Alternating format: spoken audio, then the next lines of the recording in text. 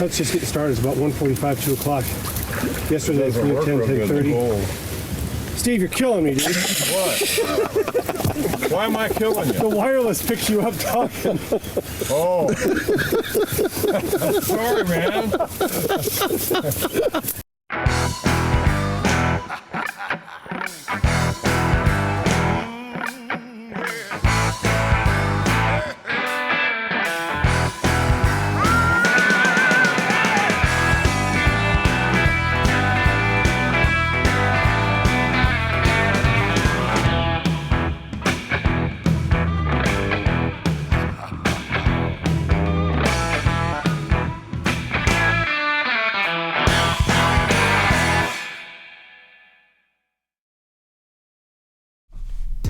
Hey guys, welcome to this week's episode of the Fowl Life. I'm Chad Belding, your host, and we got an awesome episode lined up for you. We're going to join Team Maniac members Alex Langbell, Craig Ritchie, Brian Bowers, and Eric Wolf as they head up to Eastern Washington's Columbia Basin and chase the Little Canada Lessers. Check out this hunt over in a winter wheat field. I wasn't along for the ride, and I truly wish I'd have been there. This is an awesome hunt.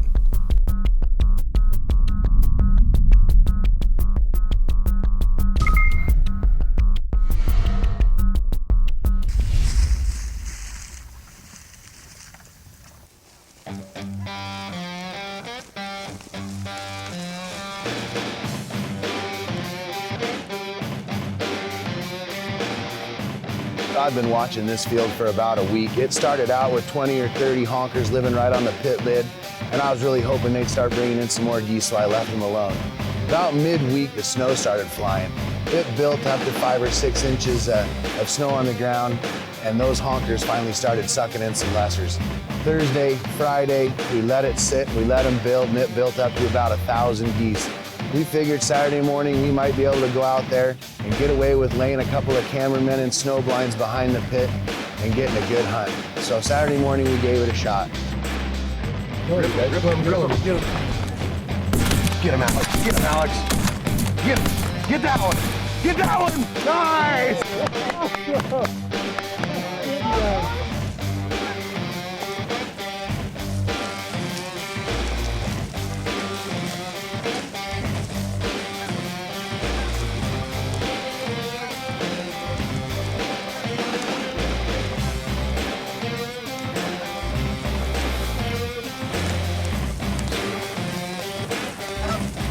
On this particular morning, the birds weren't talking a whole lot.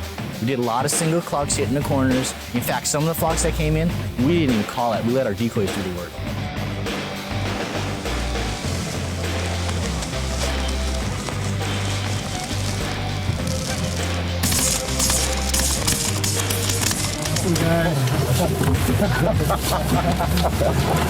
Nice.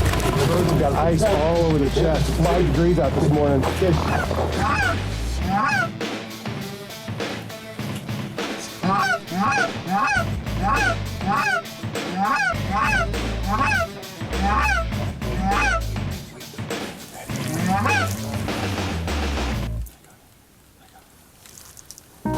There you go. Good shot. Good job.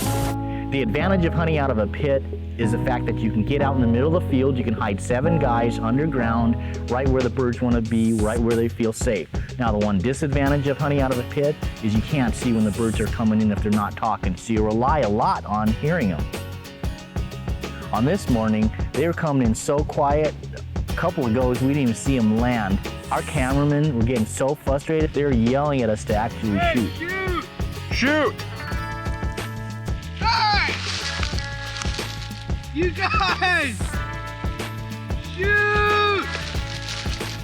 Shoot!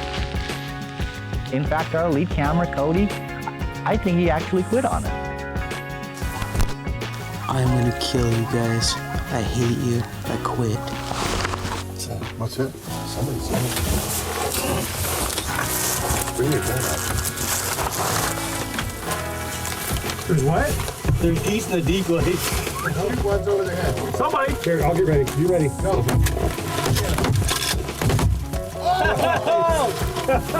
You call it dumb. You guys gotta screw up the audio. Please? We got chewed out by the camera now. Get it, get it, get it.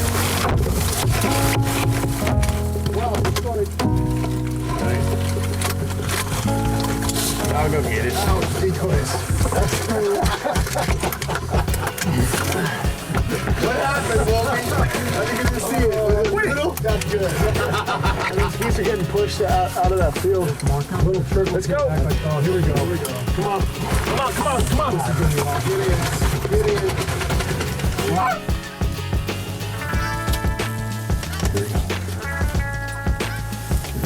Let's go.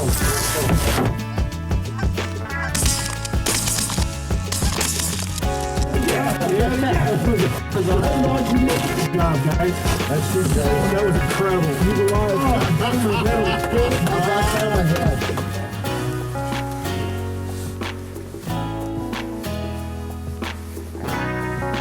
On this morning, man, we were looking right into the sun. The shooting conditions were tough. As the sun would rise, it just got tougher and tougher.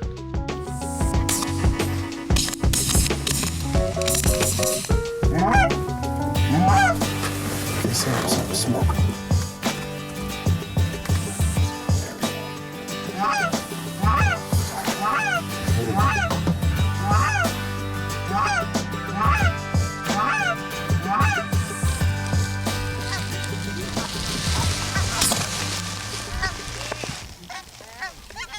Man, what a goose hunt. You know, Alex is talking about the nobody home theory, and we use that a lot on big geese, but with little geese, you usually talk at them until their feet are touching the ground. And, you know, it was tough shooting conditions. They'd throw those pit lids and they'd stand up, and what was there? Mr. Sunshine on my shoulder, right in their face. They're trying to shoot geese, and it's just blaring right at them.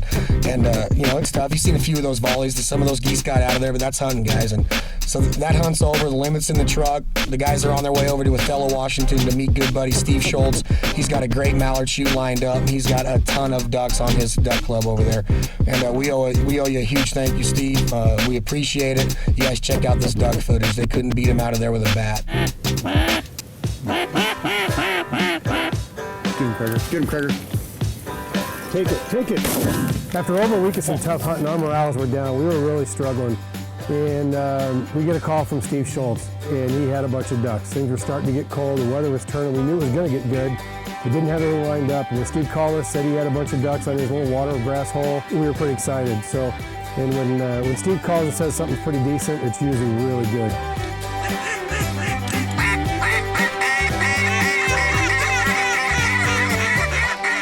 Get him.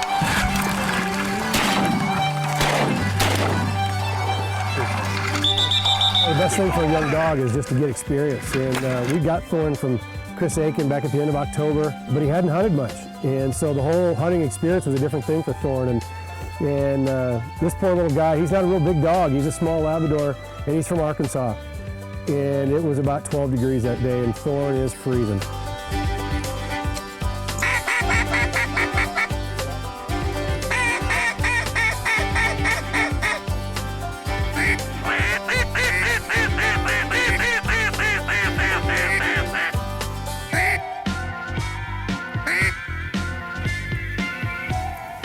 Get him, Schultz.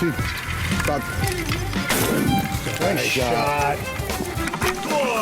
This was a big day for him. Finally, things were starting to click as to why he was there. He wasn't just out there to freeze, and he wasn't just there shivering and not understanding what was going on. He finally started to figure out that, wait a minute, he's chasing these ducks into this water is pretty cool. Go. So we get out there, we get all set up. I don't think we had probably 24 decoys out, and we're waiting around. It's super cold. The camera guys are getting cold, and we're just kind of hanging out, wondering if it's ever going to happen. And the birds started coming, and they started coming and coming and coming, and it was unbelievable, the numbers of ducks.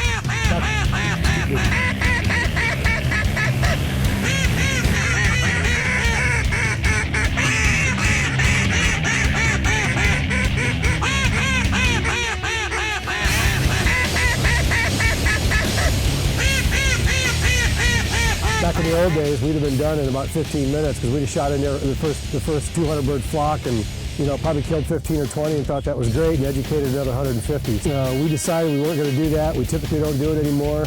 And so we started watching these big flocks, and just when you think we'd get ready to cut into a flock, they'd join up with another big flock and we'd have to let them go.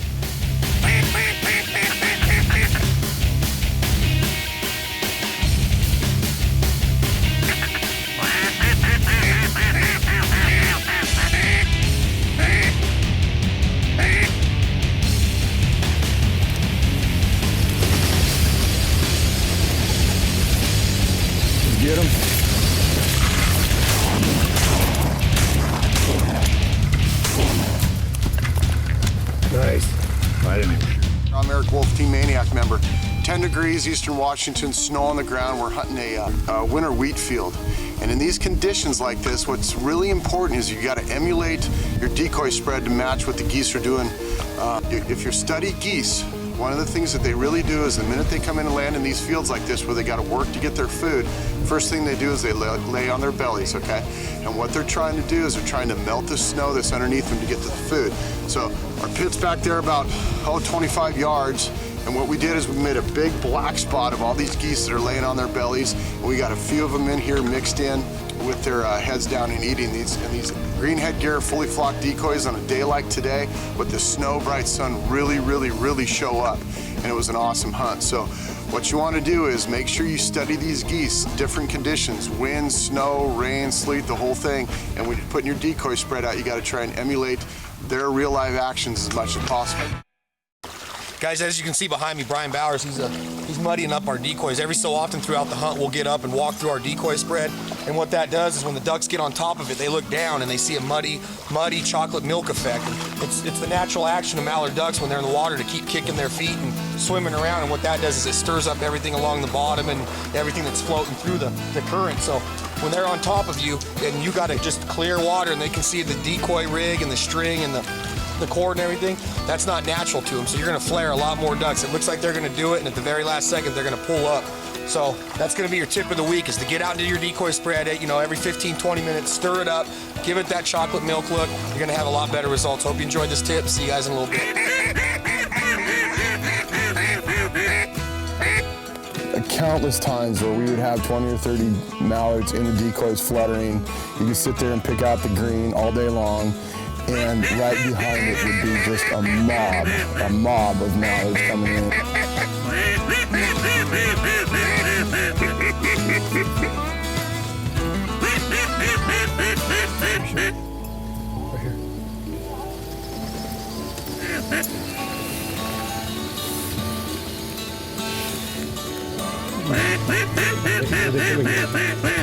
Give him this time, okay? This day was just absolutely magical. It was so cool. I mean, it was just one of those days to remember with that many ducks.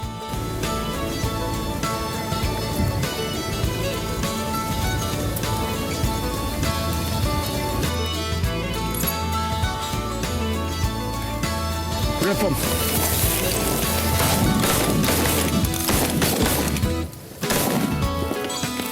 That was incredible. 1, 2, 3. That was absolutely incredible. Nice. To the left.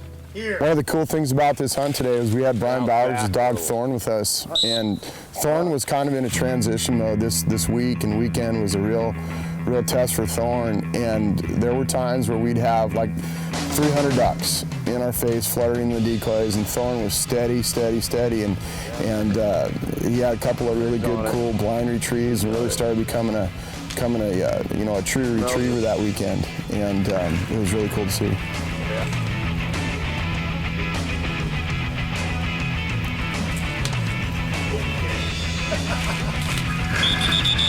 Good boy!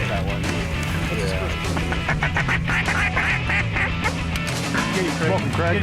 Get him. Out. Good shot, Steve. Nice, Coach. You have your weapon, eh? No weapon. Don't move. I didn't move.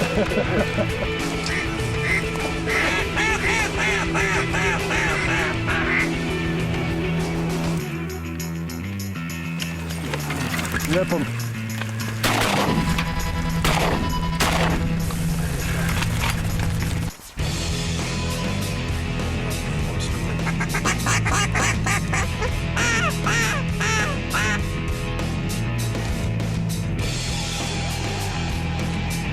Stone him. Get him, Schultz. Kidding me? I know. He just throws off camera for you. I was running the dog on some birds, and some more ducks came in, so I crouched down behind the camera guy. Well, the first duck the dog brings in, I grab a hold of it. It's a banded.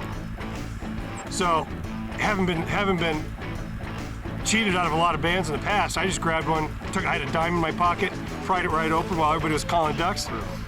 Threw it on my lanyard, Well, evidently, I didn't pay attention to the other leg Normally they're green too. because we just caught Mr. Ritchie. We just caught Mr. Ritchie hiding behind the vehicle, and we know he's pulling a band off a duck. Well, it turns out he's got the reward band, and I didn't pay attention to it. It was double banded. So nobody wins. You had to look here. under your So glove. nobody wins. Nobody wins. Hey, let's talk a little bit about what made this hunt successful. Steve Schultz was out here and he scouted this yesterday. It's his duck hole, and found all these birds using the cornfields like we talked about earlier. Has a little pothole. It's a 10-yard by 15-yard wide open pothole right next to this corn. Yesterday was cloudy, snowy. The birds came out. They were using it really hard. Today, change of weather patterns. Well, with that comes sometimes the ducks will make a change on what they do, where they feed. So today, instead of coming out at 10:30 and feeding, it was bright, sunny, 10 degrees. We froze off all day. The birds headed out to the north. We were just getting a few that would come over, look at the corn, not really eat too much out of it, but they'd come in and work us pretty well and finish up like you saw. We easily could have killed limits today. We ended up, I think, 4 or 5 birds short of that, but we've passed up with some really large flocks, and as you see on video, just some incredible finishing birds. But what it really was, the key to this hunt, was good decoy placement, putting the full bodies and the floaters in the right spot, using the ice to our advantage, and then preparation. Steve took the time to make sure that he always had, regardless of how cold it was, always had a small pothole near this corn. Yeah, there's a couple times that there were so many ducks, guys. I mean, there was one time, there's probably 200 of them on us. We're just like, let's just sit here and watch because that's what we live for. You know, you don't have to bang at those big groups like that because you're gonna educate a lot of them. And it was just so serene watching all those ducks work that little hole right there. Yeah, there was enough room for them all to get in. So you just kind of crouch back in the back of the blind and just watch all those ducks. Try to get 150 ducks into a 10 by 15 hole. Yep, it was awesome. Well, we want to thank Steve. It was an awesome hunt today. Appreciate all his scouting and preparation to make this happen. And it was a fantastic hunt. We're looking forward to the next one. Hey guys, let's talk about this banding issue for a second. I got Chris Nicolai, he's a waterfowl biologist with me today, and there's a lot of funny stuff that happened up there with Bowers and Wolfie and Alex when that double leg band was killed. But Chris, tell us a little bit about what a reward band is and why it's so important for us to pay attention when we harvest a bird with one of them on it. Well, reward bands are a duck that's banded with 2 bands, and one's just a standard band and the other one's a monetary value. And the whole issue with that and why people are looking at it is because they want to know what proportion of normal leg bands get reported. So, there's a lot of conspiracy theories out there for people of why not to report a band. Some of them we've heard are things like that might identify them as being someone that harvests a lot of ducks, or it'll make the regulations too restrictive. When it comes down to it, hunters are interested in managing the resources so that they can have the best seasons while still maintaining long-term population. I don't have a real good vision, but I think that I'd be able to, spot bands if they were easy to spot on incoming flocks. And I've looked and I've tried, because I always hear people talking about, we see them coming in. But do you think, in your opinion, do you think guys are landing these birds in the decoys more often than not? Because that reward band, and they're trying to scope it out to make a few extra bucks on the hunt? Well, reward bands have been around for quite a while, probably since the early 80s or so. So that's always been around. I think things have changed a lot lately in the last decade, where people are, trying to acquire bands any way possible. Guys, enough said. It's obvious how important this is.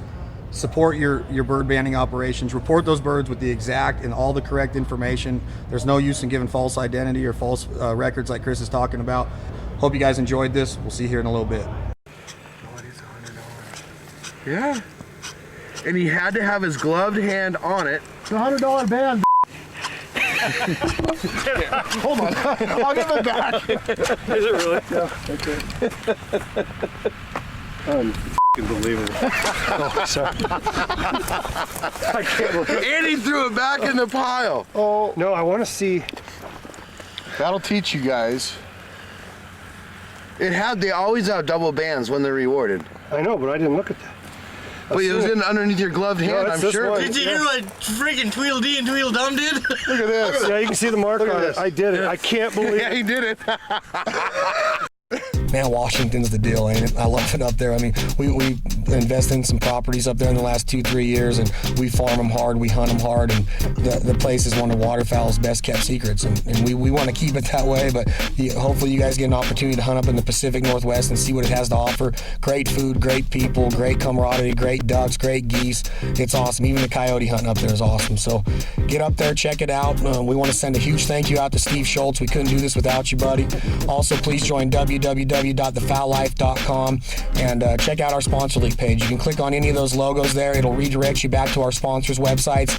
Please use their products, support them like they support us, and we put their products through rigorous grinds here at the Fowl Life. We use them day in and day out, and they perform for us every day. So please check them out. We got a ton of great footage to bring you in the future. Hope you guys are here to enjoy it with us. See you next week here at the Fowl Life.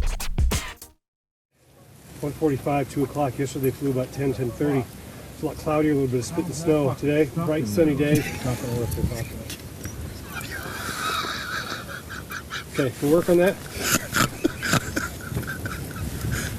You ready? Hold on. Tret's boy out there.